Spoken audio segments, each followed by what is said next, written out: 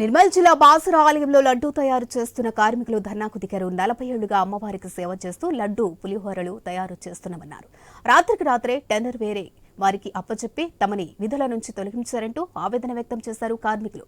ఇక టెండర్ ప్రక్రియలో గోల్మాల్ జరిగిందన్నారు. తయారీ కేంద్రంలో గత 40 సంవత్సరాల నుండి మరి వాళ్ళు లడ్డు పులిహోర నిరంతరం శ్రమిస్తూ మరి ఎంతో మంది లక్షల పబ్లిక్ వచ్చినా మరి వాళ్ళు కష్టపడుతూ రాత్రి పగలనక మరి వారు పనిచేస్తూ ఉన్నారు. ఈరోజు వారికి విధుల నుండి మరి మేము వద్దు అన్నట్టు మరి చెప్పడం జరిగింది. మరి మేము ఒకటే తెలియజేస్తూ ఉన్నాం, వారికి అలాగే కొనసాగిస్తూ ఉంచాలని చెప్తా ఉన్నాం. మరి అదేవిధంగా ఇక్కడ ఏఈఓ మరి ముందే వాళ్ళకు ఒక ఇన్ఫర్మేషన్ ఇస్తే బాగుంటుండే. మరి వాళ్ళ నిర్లక్ష్యం ఖరీదు వీరు వాళ్ళ మూల్యం చెల్లించుకున్న పరిస్థితి ఏర్పడింది. మరి ఇక్కడ మరి వాళ్ళని ఎందుకు 40 సంవత్సరాలు కష్టపడ్డ వారిని ఎందుకు ఇట్లా ఈ విధంగా చేస్తున్నామని చెప్పి ఈరోజు మేము బాసర స్థానిక నాయకులు మేము అడుగుతా ఉన్నాం.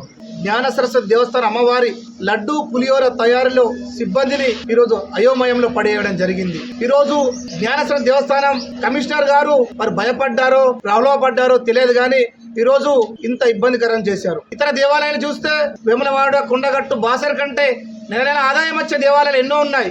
కానీ అక్కడ 50 పైసలు మాత్రమే దాని మీద 50 పైసలు మాత్రమే తీసుకుంటారు.